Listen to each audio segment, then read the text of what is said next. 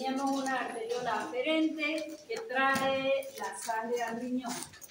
¿Qué siempre van a tomar en cuenta cuando esta arteriola trae la sangre? Que si va al flujo en el riñón, ¿a quién se va a estimular? Voy avanzando dos temas en uno. Sistema renina, angiotensina, aldosterona. No es más que baje el flujo renal para que ese sistema se ponga en marcha, terminando con angiotensina 2, vasoconstricción, y aldosterona, que es la última porción de la nefrona en el túbulo colector, donde ya no hay más. Retiene sodio, le acompaña el agua y retiene sodio y elimina potasio. ¿Qué pasa si arteriola aferente se capilariza? ¿Qué es capilarizarse? Se hace un capilar, se hace muy chiquitito, de mayor diámetro a menor diámetro. ¿Qué pasa cuando ustedes tienen una manguera y le hacen menor diámetro? Aumenta la presión. Eso. Y si aumenta la presión, eso permite que este riñón o este glomérulo haga una buena filtración glomerular. Para eso es la capilarización. ¿Ya? No todo se filtra, entonces en este riñón va a continuar ahí arteriola eferente, todo lo que no se filtró. Tampoco el 100% del líquido se va a filtrar, tiene que seguir pasando. Después de cápsula de goma, la filtración, el túbulo contorneado proximal. Después lo dibujamos al de Henle, descendente delgado, ascendente delgado, y aquí está la gruesa, ¿verdad? Asa de Henle gruesa y permeable al agua, túbulo contorneado distal y el túbulo colector. Todo eso lo vamos a revisar porque vamos a trabajar primero el túbulo contorneado proximal, después en asa de Henle, después en el contorneado distal y finalmente en el colector. Y hay otro grupo de diuréticos que actúan a todo nivel, que son los osmóticos. Vienen por acá y absorben agua donde se le permite. Bien, entonces vamos a empezar con los diuréticos del túbulo contorneado proximal. El túbulo contorneado proximal se reabsorbe básicamente un 65% de bicarbonato de sodio.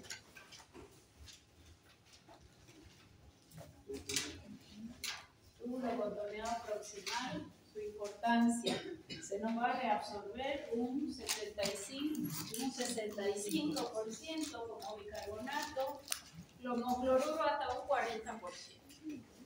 Hasta un 40%. ¿Cómo es que esto va a funcionar? Yo les había dibujado para que puedan ustedes interpretar su literatura. Esa es la orina. Por ahí se va yendo la orina. Esta orina está en contacto con el túbulo contorneado proximal. ¿Recuerdan la anterior vez que yo les dije la nefrona es como mi mano? Y yo pongo un guante. ¿Y quién es el guante? Capilares peritubulares. Capilares peritubulares, que es nuevamente circulación sistémica. O sea que nosotros vamos a ir mirando todo lo que se va por orinar. El túbulo contorneado proximal ocurren varias cosas. Una de ellas, la más importante, todas son importantes. Este bicarbonato de sodio, ya vamos a ver por qué mecanismo, nuevamente reabsorbido. Va a pasar a la célula de la nefrona, al intersticio y vuelve a sangre. O sea que ahorita vamos a mirar cómo este bicarbonato de sodio hace para poder pasar de vuelta a circulación sistémica. 65% de bicarbonato de sodio de la orina tiene que pasar a circulación de nuevo. ¿Ok? Bien, entonces vamos a ir mirando acá todo lo que va por orina. En este caso vamos a hacer hincapié al bicarbonato de sodio. Se lo voy a ir poniendo más clarito porque no se ve muy bien, ¿no? Bicarbonato. Ese bicarbonato encuentra en su camino, arrojado por esta nefrona, por esta célula, a un protón. Ya vamos a ver de dónde sale ese protón?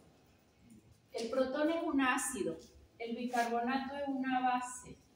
¿Cómo se llama la reacción donde un ácido con una base se une? Titulación. Titulación, ok. O sea que aquí tengo una titulación. Titulación es cuando un ácido neutraliza una base o viceversa. Bien. Si el bicarbonato encuentra en su camino al protón, ¿qué va a formar? Ácido carbónico. Ácido carbónico. Nos va a formar el ácido carbónico. El ácido carbónico me va a acidificar un poco la orina. Esa acidificación hace que esta parte de la nefrona entregue una base a cambio de reabsorber un cloruro. Ese cloruro después lo voy a recatar aquí en circulación. ¿Ok?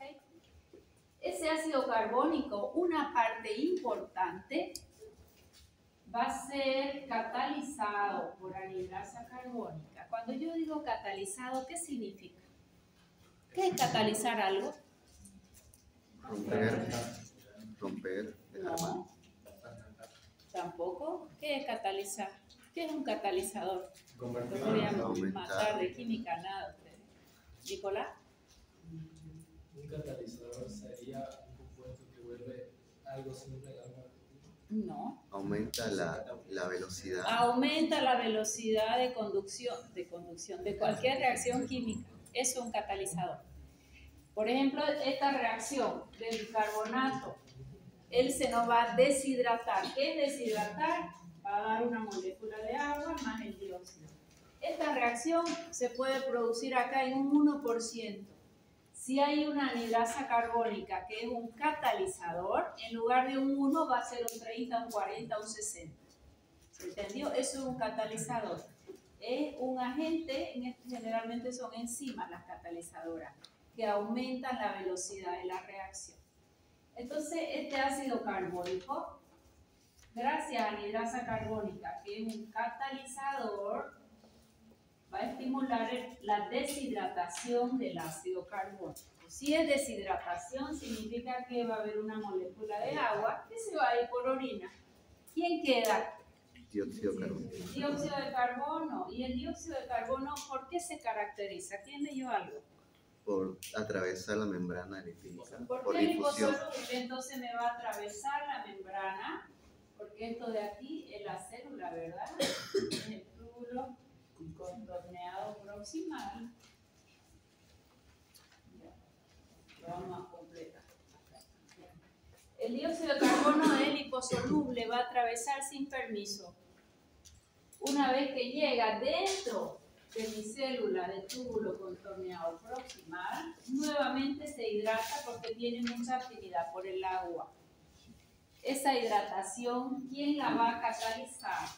Anhidrasa carbónica va a permitir, en realidad, que se hidrate y pase a nuevamente ácido carbónico. Esto lo tienen que aprender bien, porque en todo equilibrio ácido-base él interviene. ¿Ya? Este ácido carbónico, ¿qué puede pasar con él? Él tiende a ionizarse. ¿Qué es ionizarse? Separarse en cargas positivas y cargas negativas. Ionización. Aquí lo que hay es una ionización. Si se ioniza, nos da un protón más un bicarbonato. Ese protón, ¿qué va a pasar con él? ¿Qué es lo que va a volver a hacer? Va a titular un bicarbonato. Recuerdan que yo empecé de aquí y le dije, ya vamos a ver de dónde sale este protón. ¿De dónde sale este protón? ¿Ok? De esta ionización del ácido carbónico. ¿Qué se llama esta reacción? Titulación. Titulación. ¿Qué se forma? Ácido. ¿Quién interviene? ¿Qué hace la anhidrasa carbónica? Deshidrata. Deshidrata. ¿Qué hace el dióxido? Difunde. Nuevamente se hidrata gracias a Anhidrasa carbónica. para formar Ácido carbónico. y luego este ácido que hace, porque es un ácido débil, tiende a ionizarse. Este protón titulará un nuevo bicarbonato. parte de la nefrona que se llama membrana luminal. ¿Por qué se llama luminal? Porque es la luz de la orina, da la luz de la orina. Y esta de aquí se llama membrana vasolateral. ¿Qué puedo yo decir acá? Que aquí va a haber un intercambiador que va a entregar un protón. ¿A cambio de qué? ¿Qué es un intercambiador? Va uno y viene el otro. Misma carga. Sodio tiene carga positiva. Va a ingresar el sodio y se va a entregar un protón. Esto se llama intercambiador. Intercambiador. ¿Qué va a pasar con este sodio que se estaba yendo por orina? Se reabsorbe. Entra nuevamente al túbulo contorneado proximal. ¿Y ahí qué tiene que pasar para llegar al intersticio y recién a sangre? En toda la nefrona, túbulo contorneado proximal, la sardina, el contorneado vital y colector, siempre en la membrana vasolateral tenemos una ATPasa, sodio-potasio. Siempre la dibujamos así. ATP se le puede poner ahí con gasto de energía. Este sodio que se iba por la orina entra a la célula y va a pasar al intersticio y del intersticio no va a llegar a la sangre. O sea que se reabsorbe. ¿Qué porcentaje de bicarbonato de sodio? Yo les dije que se reabsorbía acá. 65%. ¿Y de cloruro? 40. Okay. Si entrego sodio, si reabsorbe sodio, se entrega un potasio. En toda la membrana vasolateral siempre me van a dibujar. En examen yo les digo, diuréticos de túbulo contorneado proximal, tienen que hacerme toda esa fisiología y ahí mismo me marcan el mecanismo de acción y ya vamos a hablar de los fármacos. Buen día.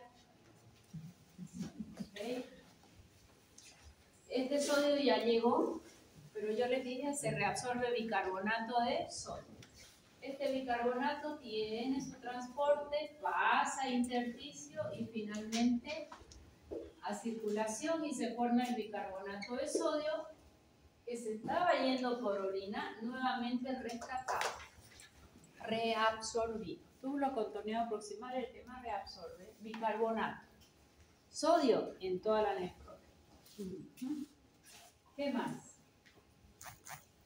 Este cloruro pasa a intersticio y también se reabsorbe. O sea que yo reabsorbo bicarbonato de sodio y cloruro de sodio. Pregunto, ¿qué puede pasar aquí si a esta anhidrasa carbónica la bloqueamos? Díganme todo lo que puede pasar. No se va a deshidratar. No se va a deshidratar. Entonces, ¿qué va a quedar? Ácido carbónico. ¿Será que va a quedar ácido carbónico? ¿Va a haber protón? ¿Qué va a quedar en orina? ¿Qué se va a ir por orina? Reducción de bicarbonato. Bicarbonato de sodio, señores. Si yo bloqueo anhidrasa carbónica, no se puede deshidratar, pero tampoco se va a entregar un protón, entonces se queda como llegó, como bicarbonato de sodio. Pregunto, si yo bloqueo anhidrasa carbónica, que eso hacen los diuréticos de túbulo contorneado proximal, acetazolamida, ahorita vamos a ver sus nombres, el más usado, 250 miligramos comprimido, ¿qué va a hacer? ¿Qué efecto voy a tener si yo bloqueo a la anhidrasa carbónica?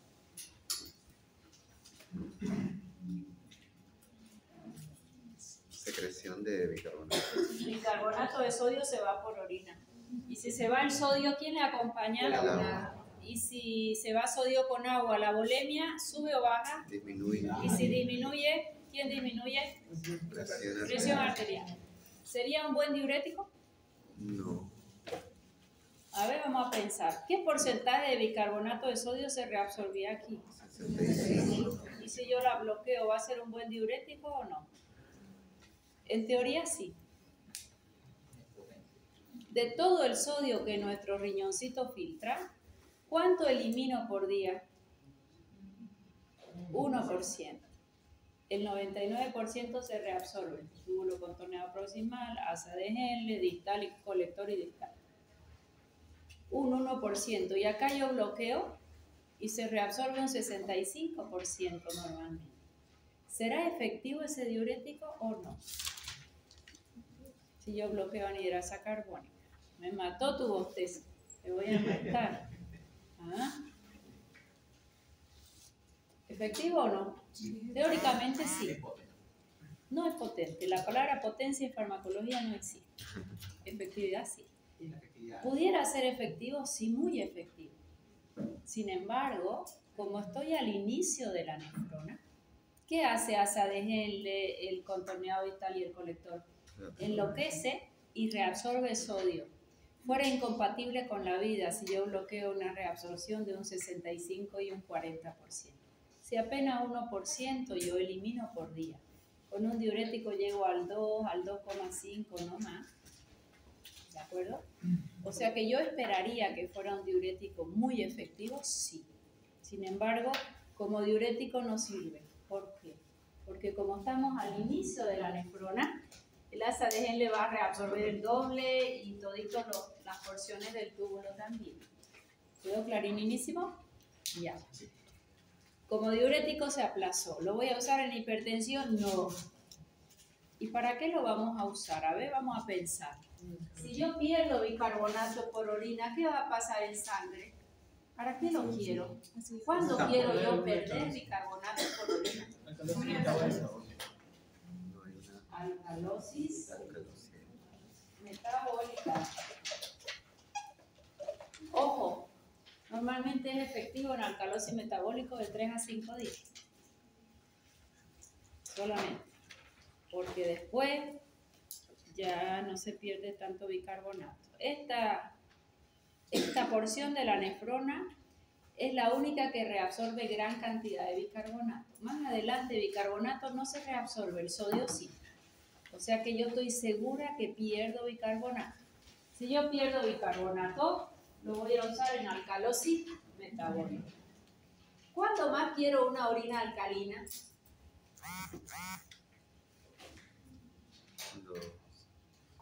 Cuando se administra fármaco ácido. Vas en buen camino, a ver. Sí, señora. Intoxicación por un fármaco ácido. ¿Por qué? Porque va a ionizarlo para que no se reabsorba. Muy bien. Porque un fármaco ácido en un pH alcalino como es el bicarbonato se cargan. Y si tiene carga eléctrica, ¿es liposoluble o no liposoluble? No liposoluble y ya no se reabsorbe. Fármacos ácidos que sufren reabsorción tubular. Esa sería más correcta, ¿ya? Indicado en intoxicación por fármaco ácido que se reabsorbe. Reabsorción tubular. ¿Por qué? Porque se ioniza en una orina alcalina. En una orina alcalina se ioniza y ya no se va a reabsorber. Vamos a ver si pensamos, ¿ya? Tenemos un paciente con encefalopatía hepática. ¿Por qué se caracteriza la encefalopatía hepática? Es una sobrecarga hepática muy alta. ¿Y cuál es su producto que va secretando? NH3 elevado. Eso hace el hígado sobrecargado. Me llena de NH3 y el NH3 va al cerebro y como no tiene carga eléctrica es liposoluble y el paciente pierde la conciencia. ¿Ya? Entonces cuando hay una sobrecarga exagerada hepática, una insuficiencia hepática, que viene luego una encefalopatía hepática, perdemos la conciencia. Porque este NH3 pasó sin problema. ¿Qué puedo yo hacer para que ese NH3 agarre una carga eléctrica y ya no se reabsorba y se vaya por orina? NH3, él es alcalino. ¿Qué puedo hacer para que tome una carga y pase a NH4, amonio, porque este ni va a pasar allá ni se va a reabsorber. Entonces va a ser un tratamiento. ¿Será un fármaco ácido? ¿Ya? ¿Querés acidificar orina? ¿Sí? ¿Por eso tu fármaco ácido? Si es alcalino, el ácido lo va a ionizar y ya no se va. Perfecto. Yo necesito que la orina esté ácida. Entonces, ¿qué va a pasar en encefalopatía? ¿Estos fármacos están indicados o contraindicados? Contraindicado, es una contraindicación absoluta, ¿ya?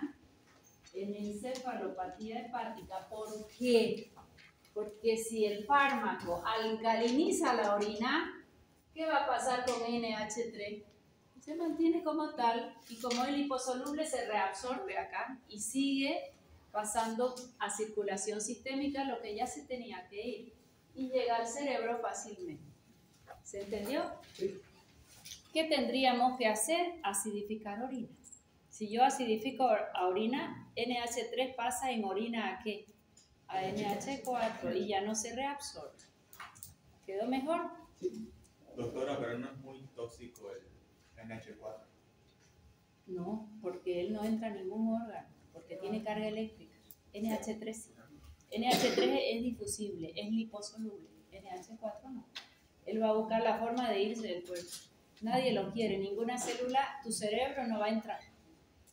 A veces en hiperpermeabilidad un poco, pero nada. ¿Se entendió? Ya, sigamos pensando. ¿Quién recuerda algo de fisiología? Anhidrasa carbónica catalizaba ¿qué otra reacción afuera del riñón? Porque estos fármacos, su mecanismo de acción es bloquear anhidrasa carbónica en el riñón y en cualquier lugar. ¿Quién recuerda algo? Ahí están mirando su apunte, a ver si alguien recuerda algo. Profesora, anhidrasa carbónica cataliza, yo no tengo pizarra, ¿no? Cataliza, ¿qué era un catalizador? Aumenta la velocidad de la reacción. Ok, la velocidad de producción, en este caso del humor acuoso. Si hay anhidrasa carbónica, mayor producción de humor acuoso. Y si yo la bloqueo, disminuye la producción de humor acuoso. Y si hay menos líquido en el mismo volumen, ¿la presión aumenta o disminuye? Disminuye la presión intraocular. Aquí. Para eso se usa acetazolamida, para disminuir presión intraocular de vía oral. Acetazolamida, 250 miligramos cada 8 horas. Bien, ¿a quién más cataliza anhidrasa carbónica? Cataliza la formación de líquido cefalorraquídeo. Y si yo lo bloqueo a la anhidrasa carbónica, ¿se va a formar más líquido o menos líquido cefalorraquídeo? Menos. Y si hay menos líquido cefalorraquídeo, ¿la presión intracraneana aumenta o disminuye? Disminuye la presión intracraneana, la pica. Entonces, ¿cuáles son sus principales aplicaciones clínicas de este grupo de diuréticos? En una alcalosis metabólica, en una intoxicación por fármaco ácido que se reabsorbe, para disminuir la presión intraocular, para el glaucoma y para disminuir la presión intracraneana. ¿Qué paciente tiene elevada la presión intracraneana? Paciente que ha sufrido un golpe, un edema cerebral. ¿Ya? Ahí se usa de 3 a 5 días, excelente, el efecto terapéutico. Si yo me voy, estoy acostumbrada a vivir en Santa Cruz y me voy a la altura y me agarra Sorochi, mayor altura, menor presión, ¿y por qué me duele la cabeza? Porque aumenta mi presión intracraneana. Entonces, paciente que va a subir a la altura, 12 horas antes, empezamos a tomar estos fármacos, acetazolamida, y después lo hacemos cada 8 horas por unos 2 o 3 días. ¿Ya? Ese es para el mal de altura, pero ya saben por qué. Para el mal de altura. Bien, entonces, acetazolamida, dorzolamida, que son los fármacos. ¿Qué mecanismo de acción tienen? Bloquean a la anhidrasa carbónica. ¿Cuál es el efecto farmacológico de bloquear la anhidrasa carbónica? Orinas alcalinas. Alcalinizar orina. ¿Ya? ¿Sirve como diurético? No, ¿Por qué? porque las otras porciones igual que absorben. Porque el sodio, cuando se está yendo desde el inicio, las otras porciones lo rescatan y punto. Como diurético, cero.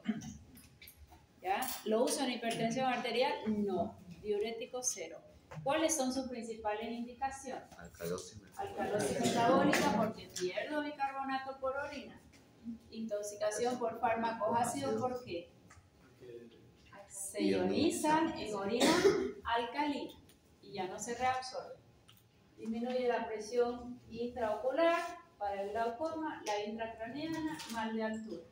Hay otro efecto que también se le atribuye, que es que probablemente en algunos tipos de epilepsia, como el petit mal, son coadyuvantes de los antiepilépticos. Probablemente porque disminuyen la pica. Probablemente, pero son coadyuvantes, ellos solitos no hacen nada. ¿Se entendió? Sí. Rolando.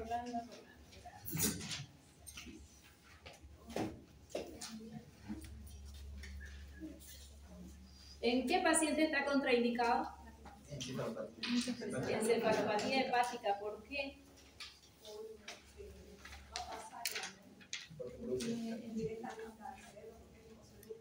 Y no se ha convertido en omega. Sí, señora. Muy bien.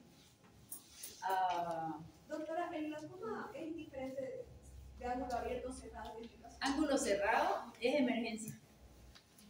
Ese paciente va a estar a grito y ciego y es emergencia. Todos los glaucomas que ustedes conocen son de ángulo abierto. O sea, algo drena. Porque abierto o cerrado es si hay un poco de drenaje de cámara anterior a cámara posterior de humor acuoso. Abierto es que hay todavía un espacio para que drene. Pero si se cierra no hay drenaje y aumenta la presión y el dolor en la ceguera es inminente. No es crónico. Thank you. ¿Y cuáles serían las reacciones adversas? Si yo estoy perdiendo base, ¿qué espero en reacción adversa? Acidosis metabólica. Acidosis metabólica. ¿Hipoclorémica o hiperclorémica?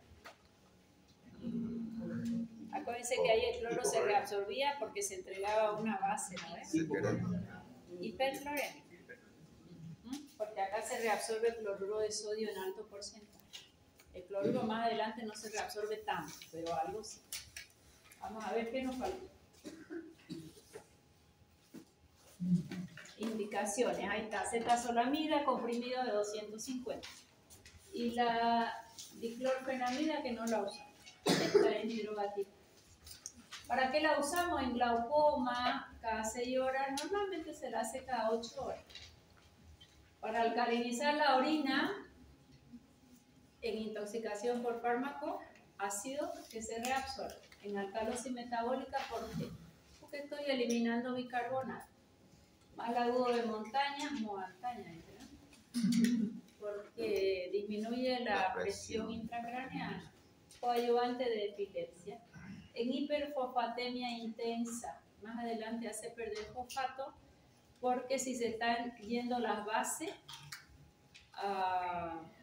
más adelante ya vamos a ver hasta el final de la nefrona que voy a tener un movimiento en potasio y en protones. Ya esto lo vamos a revisar al final porque Doctora, ¿cuál es la diferencia entre ángulo abierto y glaucoma secundario y glaucoma? acabo de explicar, te voy a matar. Glaucoma de ángulo abierto y es secundario acá que secundario puede ser a una diabetes, por ejemplo, secundario a un uso de corticoides. Todos estos glaucomas son de ángulo abierto. ¿Qué significa? Que todavía hay un poquito de drenaje entre cámara anterior y cámara posterior del humor acuoso. Cuando es de ángulo cerrado, eso es una emergencia y hay mucho dolor y ceguera. Ese es una emergencia, punto. El que vamos a medicar nosotros es de ángulo abierto. ¿Y qué es secundario? Que alguien le provocó el glaucoma a ese paciente, su diabetes, el uso de corticoides. ¿Quedó mejor? A ver, acá qué dice, diurético, acetazolamida, reacciones adversas. Algunas nos olvidamos. Acidosis metabólica, hipercloремia. Ok. ¿Qué más? ¿Qué dice el segundo? Cálculo renal. ¿Por qué? Porque los cálculos renales favorecen su formación en orinas alcalinas. ¿Verdad? En orinas alcalinas favorece la formación. Los cálculos renales, porque se formen, tiene que haber un núcleo de condensación. Y cuando hay ese núcleo de condensación, todo el cálculo que pasa por ahí, a veces se va montando y ahí se va creciendo, va aumentando de tamaño. ¿Ya?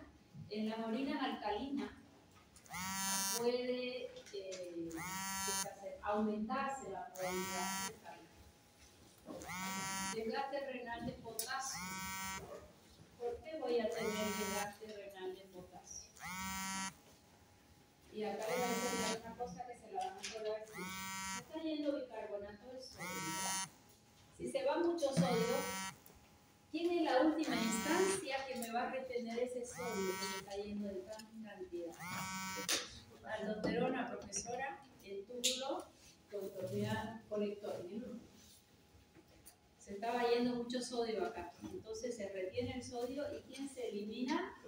Potasio. Si yo elimino potasio porque estoy reabsorbiendo mucho sodio, ¿qué va a pasar? Desgaste renal de potasio. Se va el potasio. A ver, vamos de vuelta. Yo estoy perdiendo mucho bicarbonato de sodio. El bicarbonato nadie lo va a reabsorber. Lo perdí más y es útil en alcalosis metabólica. ¿Pero quién le acompañaba? Sodio. Entonces, en toda la nefrona se van a poner en campaña a reabsorber mucho sodio, porque si no es incompatible con la vida. ¿Quién era la última hormona que reabsorbía sodio? Aldosterona. ¿Qué hace la aldosterona? Retiene el sodio, si antes retenía un 2 a 5%, aquí lo va a hacer un 10%. Y elimina potasio. Entonces, ¿qué voy a perder yo con estos fármacos? Hipopotasemia puede haber. ¿Se entendió? Somnolencia, parestesia, eso es por la hipopotasemia. ¿A quién no le damos? Cirrosis hepática. A cirrosis hepática. Contraindicado. Porque si no el NH3 se sigue reabsorbiendo. Se sigue reabsorbiendo y sigue el paciente intoxicado. ¿Cuál sería el tratamiento de cirrosis hepática?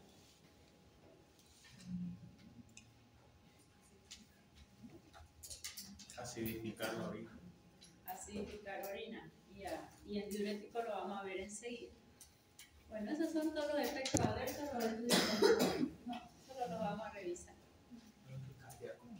¿Tiene efectos adversos? Sí, no son tan frecuentes. Los que vimos sí, pero sin embargo, esto lo pillan en la literatura, no se los pido, solo los que tienen relación con el mecanismo de acción. Pero ustedes tienen que saber que todo fármaco, aunque su acción terapéutica sea sencilla, tienen un potente potencial tóxico.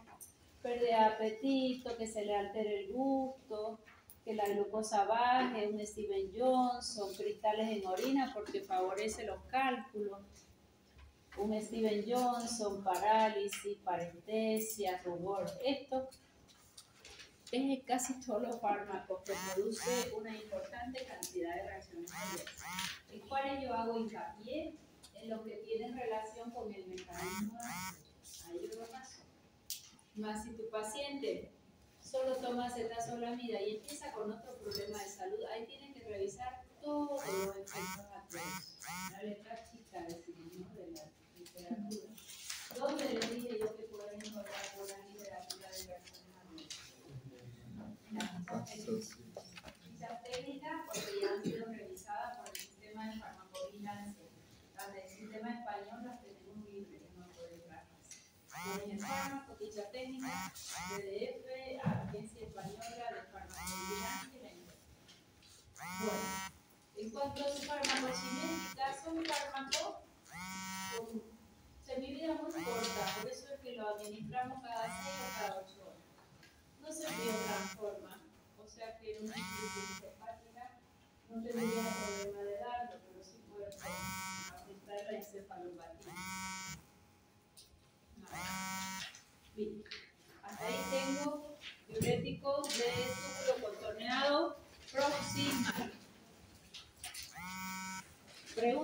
ahí.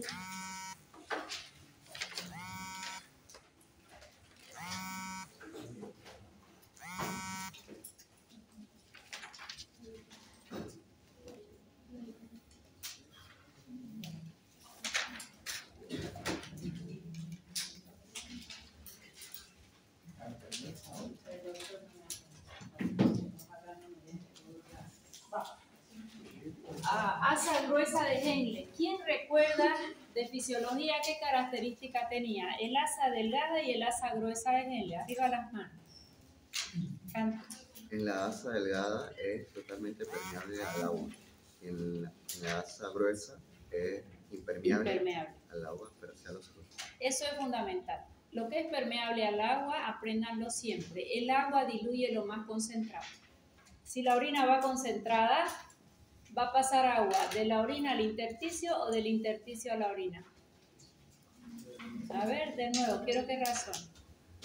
Acá su compañero dice que es permeable al agua. Asa de Henle, delgada descendente, delgada ascendente. El agua va, siempre, les dije yo, a diluir lo más concentrado, siempre. Si mi orina va muy concentrada, ¿el agua de dónde a dónde va a pasar? ¿Del intersticio a la nefrona o de la nefrona al intersticio? Si diluye lo concentrado y la orina va concentrada, del intersticio a la orina, tratando de diluirla. Y si es al revés, va a ir desde la nefrona hacia el intersticio. O sea que ahí el agua entra y sale según la osmolalidad del lugar. Punto. Pero llego a la rama gruesa y ahí no entra ni sale agua ni a cañonazo. Y ahí es donde se produce la mayor reabsorción de sodio. ¿A través de quién? Acá tenemos un cotransporte. ¿Qué significa cotransporte? ¿Qué es cotransporte? Todos en el mismo sentido. ¿Quién se va a reabsorber? Se reabsorbe, se estaba yendo, esta es la luz de la orina, ¿verdad? Un sodio, un potasio que tiene carga positiva, ¿verdad? Y dos cloruros que tienen carga negativa. El anterior se llamaba intercambiador y este se llama cotransporte, todos en el mismo sentido.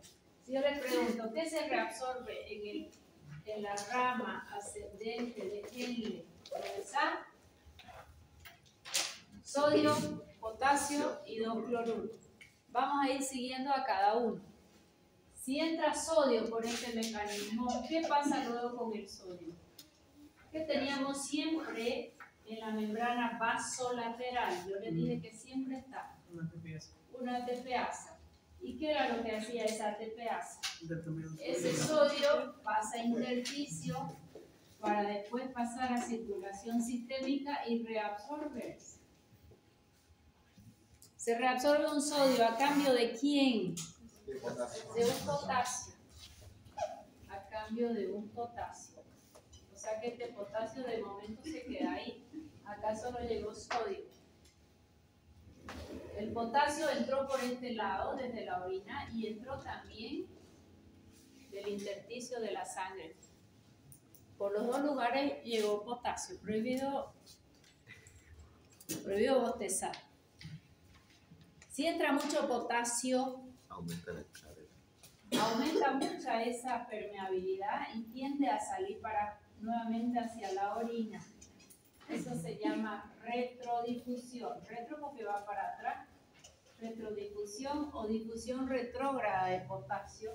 Y sale el potasio nuevamente a la orina. Entró por los dos lados mucho potasio, entonces eso hace fuerza repulsiva para que salga nuevamente a la orina. ¿Qué carga tiene el potasio? ¿Positiva o negativa? Positiva. Y si tiene carga positiva, cuando por aquí pasa el magnesio que tiene carga positiva y el calcio que también tiene carga positiva con carga positiva se repelen. Y eso da la fuerza para que se reabsorba calcio y magnesio en el contorneado, como en el asa de Henle. ¿Por qué vía? Fíjense que ahí he dibujado, aquí esta es la célula y esta también. Un canalcito por ahí que se llama vía paracelular, entre célula y célula. entre célula y célula, vía paracelular. A ver, repetimos. ¿Quién se reabsorbe en asa de Henle? Sodio, potasio, cloruro. ¿Cómo se llama ese transporte? Cotransporte. ¿Qué pasó con el sodio? Se intercambia por la bomba. Gracias a la ATPasa pasa a intersticio y a sangre. ¿Qué pasó con el potasio? Ingresa por los dos lados. Mucho potasio. ¿Qué hace? Retrodifusión. ¿Qué es retrodifusión? Retro atrás, vuelve a orina. ¿Qué carga tiene? Positiva. ¿Y qué pasa si se encuentra con alguien de carga positiva? ¿Quiénes son ellos? Y si se repelen, da la energía o la fuerza para su reabsorción. ¿Por qué digo reabsorción y no absorción?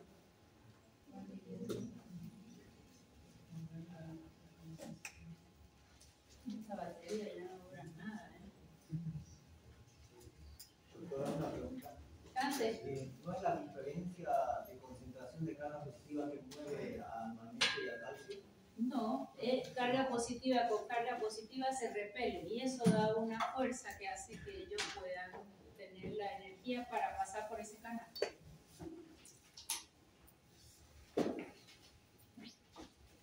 Bien. Rama gruesa de Henle. ¿Qué pudieran hacer los fármacos acá para perder sodio? ¿Por qué pasa el potasio con el cloruro? Este potasio hay acá en mucha concentración. Tiende a hacer retrodifusión, pero acá hay un cotransportador. O sea, no es que va a salir 100% del potasio. Algo tiende a volver. Si no, haríamos una hipopotasemia muy severa. Es la fisiología. ¿Qué pudiera hacer acá un fármaco para que el sodio se vaya por orina y no se reabsorba? Bloquear el cotransporte. ¿Ok? Lo que podemos hacer aquí es bloquear el cotransporte sodio, potasio, cloruro asociado a la ATPasa. Esta es asociado a la ATPasa. Esa es el mecanismo completo. Vamos de vuelta. ¿Qué pudieran hacer los fármacos a este nivel? Bloqueo cotransporte sodio, potasio, cloruro asociado a la ATPasa. Droga tipo furosemida, comprimidos y ampollas, comprimidos de 40 miligramos, ampollas de 20 miligramos. Furosemida. Más potente, igual de efectiva, torasemida. También más potente, que con menos dosis hago la misma efectividad, que la tenemos en el mercado ya, bumetanida. Y el ácido etacrínico que no usamos. ¿Quién se lleva la flor ahí? Furosemida. 40 miligramos comprimidos, 20 miligramos ampolla. Mecanismo de acción ya lo tenemos. Bloquea cotransporte sodio, potasio, cloruro asociado a ATPasa. ¿Qué va a pasar si yo bloqueo este cotransporte de sodio, potasio, cloruro? ¿Qué va a pasar con el sodio? Se va por orina. Y si pierdo mucho sodio, porque son los diuréticos más efectivos, porque aquí es donde más sodio se reabsorbe. ¿Qué va a pasar en sangre si se va mucho sodio? Hiponatremia. Hiponatremia. ¿Qué va a pasar con el potasio si no se reabsorbe? Hipopotasemia, efecto adverso. Cloruro lo dejamos de momento ahí. ¿Qué va a pasar con el magnesio? Hipomagnesemia. Y con el calcio, hipocalcemia. Principales efectos adversos. Como diurético, los más efectivos. ¿Por qué? Porque aquí es donde se reabsorbe la mayor cantidad de sodio. Y más adelante todavía tengo el contorneado distal y el colector, pero ellos reabsorben mucho menos que el asa de Henle. Entonces son los diuréticos más efectivos, llamados también diuréticos de techo alto. ¿Qué es techo alto? Los de mayor efectividad. Diuréticos de techo alto, diuréticos de asa, esos son sus sinónimos. A veces van a escuchar, póngale un diurético de asa, ya saben que es furosemida.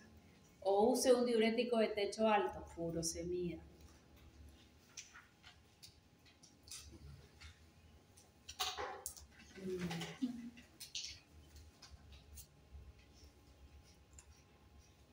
Siempre al potasio le sigue un protón en acidificación de orina, ¿ya?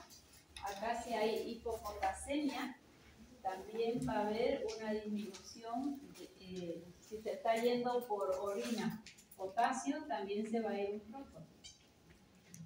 Siempre el protón lo sigue al potasio. Se va a potasio, se va al protón. Y si se va al protón, ¿cómo va a estar la orina? Acidificada. ¿Para qué me sirve? Ácido, sí.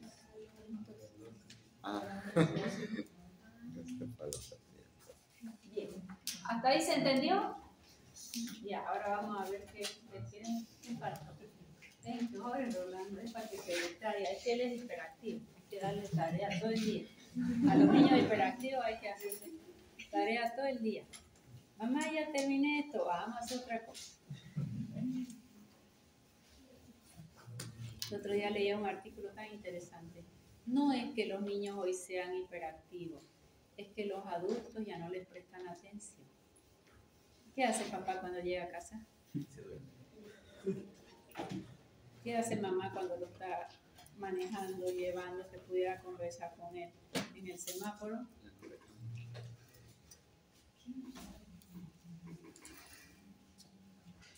Bien, ¿de quién hablamos? Furosemida, ya la tenemos, la furosemida. 40-20. Torasemida, 2.5. Fíjense que la efectividad es la misma de los 4. Esta con 40 miligramos hace lo que esta hace con 2.5. Dice, ¿cuál es más potente? ¿Cuál es más efectiva? Las 4 tienen la misma efectividad. ¿Ya? Ahí sí se usa el término potencia. Potencia es que con menos dosis haga lo mismo. ¿Sí? Ahí lo mismo.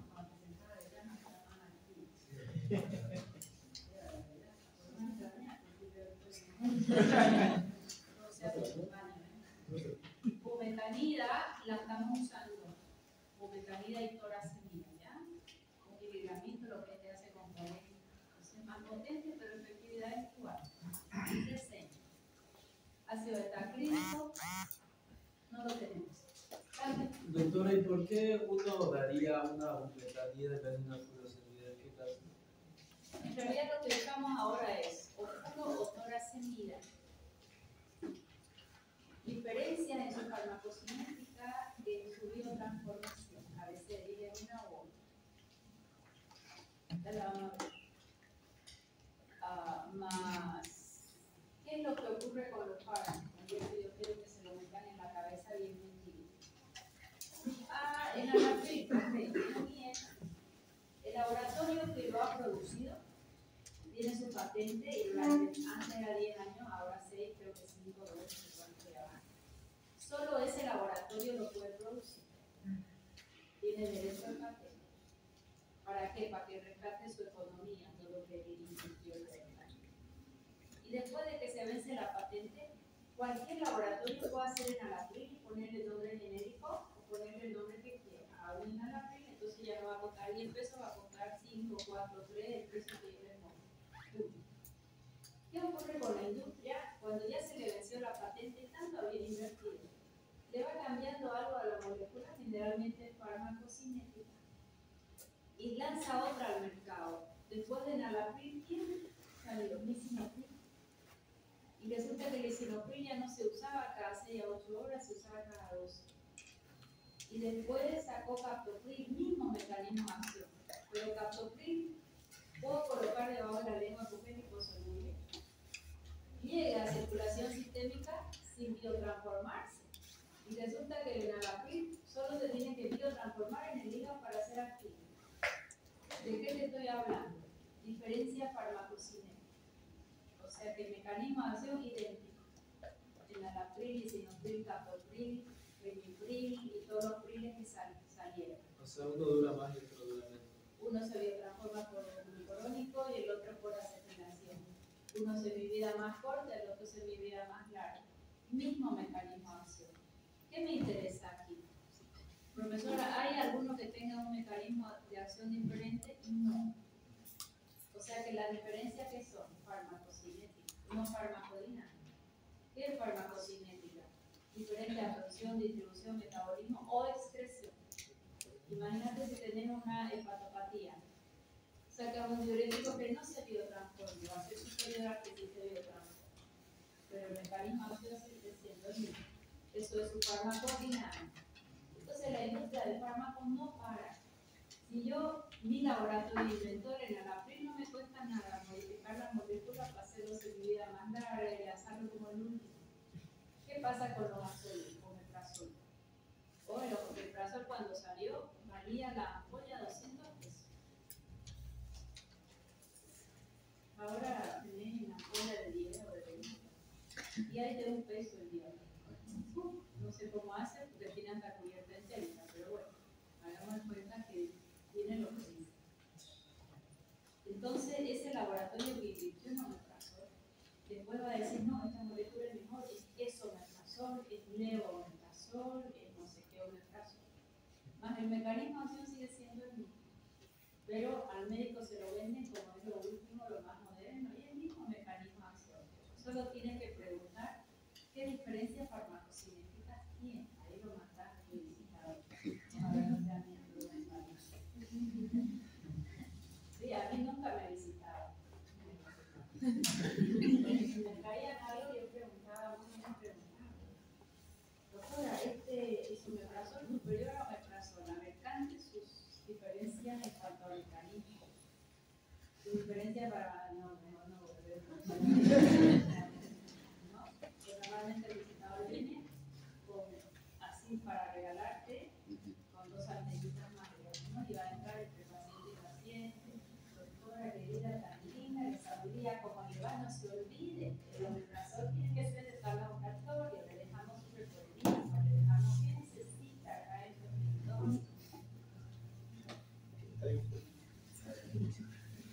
hospital. ¿Se entendió? Acá ocurre lo mismo.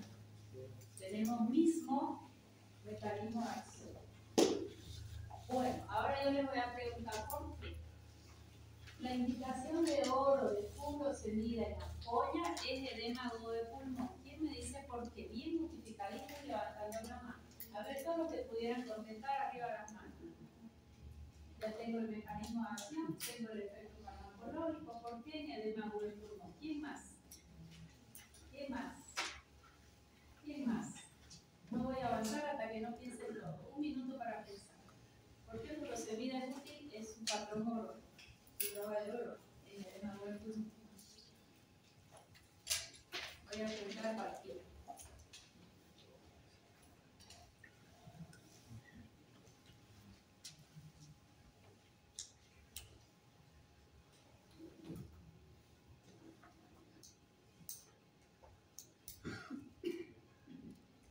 Dame un número. Sí, 5. 1, 2, 3, 4, 5. Para ti. ¿Por qué usarías en un edema agudo de pulmón una furosemida? A ver, ¿cómo van a razonar? Siempre.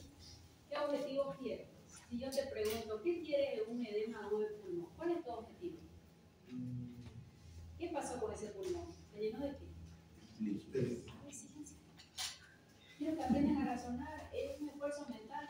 Bonito es sentarse y escuchar la creación para la clase. No. Es sentarse y hacer sinapsis con todo lo que vamos avanzando. ¿Qué objetivo tenés en un edema agudo de pulmón? Agudo, o sea que no es rápido. ¿Qué objetivo tenés? Disminuir El líquido, se llenó de líquido, se llenó de agua el pulmón. De forma aguda, el paciente no respira, se va a la emergencia volando. Pueden ser múltiples causas. Si se llenó de líquido, ¿cuál es tu objetivo?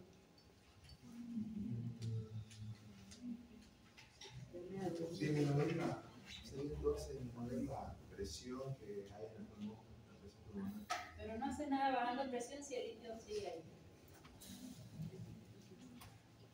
Está llenito de líquido, por eso no respira bien tu paciente. De abajo hacia arriba se va llenando. Cuando se acuesta, peor, ese llega sentado. Y en la camilla se sienta. Si se llenó de líquido, ¿cuál es tu objetivo? Sacar líquido. ¿Sí o no? Para todos. ¿Cómo puedo hacer para disminuir bulimia? Aumentar. Elimino sodio. ¿Quién acompaña al sodio? Agua. Y la bulimia baja y ese va a orinar algo. Y es violento. Furosemida ampollas. ¿Ok? Es droga de oro hasta el día de hoy de un edema de pulmón. No le dé vasodilatador, no le va a decir nada. Está lleno de agua. ¿Qué tengo que sacar? Agua. Así de sencillo. Siempre que tengas que usar un fármaco, primero razones. ¿Yo qué quiero obtener? Yo quiero bajar el agua, quiero sacarla, lo quiero secar. Ese término se usa mucho en terapia, en emergencia. Hay que secar el paciente, doctora, apúrese. ¿Qué es secar el paciente? Sáquele agua. ¿Quién es el más potentoso que hay? Furosemida. Potentoso porque no es efectivo. Furosemida. Se va sodio, se va agua, disminuye bulimia y el paciente floreció. A veces hay que hacer una punción y extraer líquido, ¿no? Cuando es más crónico que agudo. Cuando es más crónico que agudo. En agudo responde muy bien a furosemida. Una fotosíntesis. En hipercalcemia aguda, ¿por qué? Porque se va el calcio, ¿verdad? Ahí algo faltó. El magnesio se va a ir y nadie más lo rescata. Pero el calcio, en la siguiente porción de la nefrona, ¿cuál es la siguiente porción? Túbulo contorneado distal. ¿Quién actúa ahí para reabsorber calcio? Hormona paratiroidea. Cuando la hormona paratiroidea se da cuenta que estás perdiendo mucho calcio, ella se sube, actúa en el contorneado distal y reabsorbe calcio, independiente de los diuréticos. O sea que hipercalcemia difícilmente voy a tener. Pero puede haber leve todavía. Toda vez que piden paratormona al paciente al revés. Toda vez que le piden su vitamina D al paciente, pedirla con paratormona, porque ellas dos trabajan igual. Si la paratormona es de 10 a 50, ¿qué es un buen valor de paratormona? 10 lo mínimo, 50 lo máximo. Al medio. 10 más 50, 60, la mitad 30. Si está acercándose al valor alto, al límite superior, significa que hay mucha en sangre y se está perdiendo calcio. O por el riñón o se está sacando el calcio de los huesos. ¿Qué me va a decir una paratormona alta? Que ese paciente va a entrar en osteopenia y en osteoporosis. Porque está faltando calcio en la sangre y lo va a sacar de donde sea. ¿Y quién es su preferencia?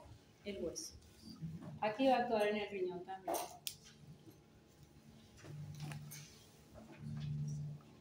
Insuficiencia renal aguda, ¿por qué? ¿Por qué lo voy a usar en insuficiencia renal aguda? ¿Y qué debo hacer previamente? Tiene un toque renal. Insuficiencia renal aguda es un toque renal. Le hace la creatinina al paciente y no tenía creatinina alta y está altísima. Por un fármaco, hasta por una hipovolemia. Hubo un accidente, perdió sangre. ¿Y quién se sacrifica primero? El riñón. Hace creatinina altísima. En ese caso, ¿qué tengo que hacer? Lo hidrato y recién voy a forzar diuresis. ¿Para qué? En insuficiencia renal aguda. Porque todo lo que fue agudo todavía se recupera. La insuficiencia renal crónica sea por una hipertensión crónica y esa ya no la recupera. Pero la aguda sí. ¿Qué es lo que tienen que hacer? Forzar diuresis. ¿Qué es lo que va a hacer furosemida? Hacer que el riñón filtre más, que pierda más sodio, que se vaya más agua y que trabaje más y muchas veces se recupera. Ojo, ver si el paciente está hidratado. Si no está hidratado, ¿qué pasa si le doy furosemida? Se deshidrata más y me hace efecto adverso, efecto antagónico. Pensemos por qué. Si mi cuerpo está perdiendo mucho sodio, se va a reabsorber en la última porción. O sea que va a haber mucha aldosterona. Voy a hacer un hiperaldosteronismo secundario. Si hay aldosterona, se retiene sodio, se retiene agua y en lugar de bajar presión la va a elevar. Se llama efecto antagónico. ¿Relacionado a qué? Diste mucha dosis. Es una hipertensión. ¿Será ideal entrar con una furosemida de canto? Sí. No. ¿Por qué? Porque va a ser muy efectivo y si perdiste mucho sodio, aldosterona rápidamente despierta y retiene sodio y hace lo. Más si tenés una insuficiencia renal aguda, sí. O si tu paciente tiene hipertensión, pero también tiene ICC, entra en insuficiencia cardíaca congestiva y ese pulmón 5 cada ratito se quiere llenar de líquido, a ese tenerlo seco. Furosemida le va a bajar la presión, le va a sacar el líquido.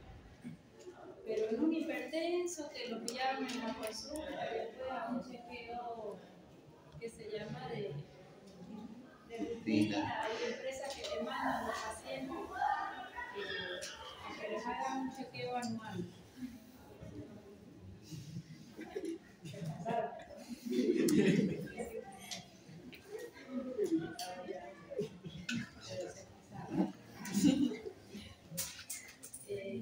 Chequeo de rutina y hace ratito me llamaron de mi centro y me dice, doctora, este paciente que vino a tal empresa está con tanto de presión, está alta su presión y no toma nada, no se medica con nada, ya lo estoy viendo ahorita. Y le digo, bueno, hay que empezar a medicar, controlar la presión para después ver si se medica. A ese paciente le puedo dar una furosemida, un paciente de 40 años, ni sabía que era hipertenso y su presión está alta. No le doy furosemida, no será una crisis hipertensiva que otro cuenta. Tengo que darle un diurético no de techo alto, porque si es de techo alto pierdo mucho sodio, pierdo mucha agua y hace el efecto antagónico por hiperaldosteronismo secundario. ¿Sí? ¿Qué voy a usar? Un diurético de eficacia media, que son los que vienen. ¿Se entendió? ¿Sí? Acá, ¿qué faltaría? Insuficiencia renal aguda, siempre y cuando hidratemos al paciente. ¿Ah? Siempre y cuando hidratemos al paciente. Insuficiencia renal aguda, ¿quién puede hacer? Un paciente con vómito y diarrea. Se deshidrató, llegó súper deshidratado. Le sacan sangre, ya lo están empezando a hidratar, pero le sacaron sangre, ¿cómo va a estar la creatinina? Alta. Pero está deshidratado, voy a meter líquido y recién voy a forzar diuresis para que ese riñón recupere. Fue agudo el tema. ¿Va? Sobredosis de aniones, porque voy a perder cloruro principalmente, pero bueno, eso es menos. Contraindicado en cirrosis hepática. Comprimidos de 40, ¿para qué lo vamos a usar? ¿Por qué lo voy a usar en un edema asociado a ICC? Cirrosis hepática, esta no es una contraindicación, es una indicación. Está mala anteriormente, no es una indicación. Contraindicación es los diuréticos de fluorocorticoides.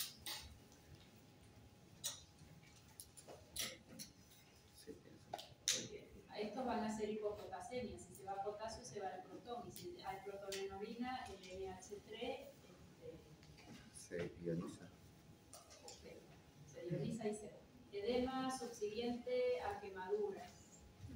En edema, no en cualquier tipo de edema. A veces el paciente va a la farmacia, me quiero morir. Y le muestra los pies al paciente y están así unas bolitas solo los tobillos, pero no es un edema generalizado. ¿Qué es lo primero que tienen que preguntar? ¿Qué medicación toma? Hay fármacos vasodilatadores, que ya lo vamos a estudiar, que al hacer la vasodilatación, la sangre no puede subir fácilmente. El retorno venoso disminuye. Y si está parado el paciente, peor. Y esos fármacos, que son los antagonistas del calcio del grupo 2, nifedipino, drogatipo, hacen edema perimaleolar solamente, solo en los maleolos, en los tobillos. ¿No? Y uno ve y dice, estoy hinchado, necesito un diurético. Ese paciente ya está vasodilatado, por eso están los tobillos hinchados. Vasodilatado significa que la presión ya se cae. ¿Cierto? Y si le ponen un diurético encima, ¿qué va a pasar? A veces acaban en emergencia esos pacientes. O sea que no es edema, le doy diurético. No. En ese caso, el edema perimaleolar está asociado a un fármaco, a un grupo de fármacos. Son los antagonistas del calcio del grupo 2. Amlodipino, nimodipino, pedodipino, nifedipino, nifardipino, nitretipino. paciente es un efecto adverso. ¿Cómo lo resuelvo ese edema? Subiendo. Haciendo que se recueste. Sí. Él conversa con él. Usted no amanece así, no, doctor, es a lo largo del día. Entonces, eleva los pies y ya está. No se lo medica por eso. Es un efecto adverso de ese fármaco y no es generalizado el edema. ¿Ya? No es generalizado el edema. Un edema por uso de glucocorticoides que tienen efecto mineralocorticoide, que retiene sodio y le acompaña el agua y yo me edematizo, ese es generalizado. Ahí lo pudiera usar. Pero no en un edema que es puntual con un efecto adverso. Sí, a ese paciente se acostumbra y él sabe que después de un rato sube los pies, después de otro rato mejor se hace una siestita, que no te paraba mucho tiempo, que se está sentado con las patitas, porque si ya le está controlando la presión de su patología, va a ser un efecto adverso que lo sobrelleva, sin problema, y no debe salir corriendo a medicar. El gran problema nuestro cuál es, que si yo voy a la farmacia, ¿me medican o no? Si yo ahorita le digo, ay, tengo mucho dolor de pecho, ¿me medican o no? No sea para el dolor de nada. Ay, tengo un dolor de garganta espantoso, me van a dar un analgésico y control el tema antibiótico. ¿Sí o no? Sí. Ay, tengo dolor para orinar, doctora, en la farmacia. Ya le traigo y te hago una ciprofloxacina. ¿Cuánto vale? 20. Ya tengo una. Voy a tomar una y con una mejoré. ¿Qué voy a hacer? Sí, sí. Pues no tenía más claro. O siempre con dos que me pasa. Yo no le compro de Entonces, esa falta de redireccionar al paciente en la farmacia y vender todo como venta libre no nos ayuda con los pacientes. Estamos todos predispuestos a automedicarnos, pues usar lo que nos haga un efecto. Y a veces les digo yo en farmacia, les hago pensar, ¿cuánto tiempo demoran en responderme en la farmacia cuando le doy un signo así? Ni te miraron ni se dan vuelta a buscar. Ni siquiera preguntan. No, mientras el médico tiene que valorarlo, a veces no le da nada, le pide un laboratorio, hace su examen físico y va pensando qué es lo que puede ser, pide un laboratorio, un estudio, una migraña. Y ahí espere, antimigraña. ¿Sí o no? Es un problema grave. Entonces, en los edemas, no cualquier edema. En hipertensión arterial leve y moderada, sí señor. ¿Puedo usarlo en hipertensión? Puedo, pero más que todo cuando hay un toque renal y el paciente tiene una creatinina más alta, cuando su hipertensión desencadenó una ICC o la ICC desencadenó una hipertensión, cualquiera de las dos puede estar teniendo. ¿Qué reacciones adversas? Mi cuadro estaba más bonito, ¿no? Pierdo sodio, ¿qué se llama? Hiponatremia. Se va el cloro, hipocloremia. Se va el potasio, hipopotasemia. Se va calcio, hipocalcemia. Se va magnesio, hipomagnesia. Si se va el potasio, ¿quién le acompaña? El ácido. Entonces queda alcalosis metabólica. Si el paciente pierde sodio y agua, ¿qué pasa con la bulimia? Puede hacer hipovolemia. Yo quiero que baje la presión, pero esto puede ser muy exagerado. Si es muy exagerado, ¿qué va a pasar? Va a estimular a la aldosterona y va a ser un hiperaldosteronismo secundario. Va a ser un hiperaldosteronismo secundario. ¿Qué es hiperaldosteronismo secundario? En lugar de bajar presión, la va a subir. ¿Por qué? Porque si se va mucho sodio, me hace un efecto antagónico. 11:30 en punto. Con placer, a ver, pica. Hasta aquí vamos a dar el examen. Hasta furosemida. Efecto adverso, efecto adverso, como todo. Y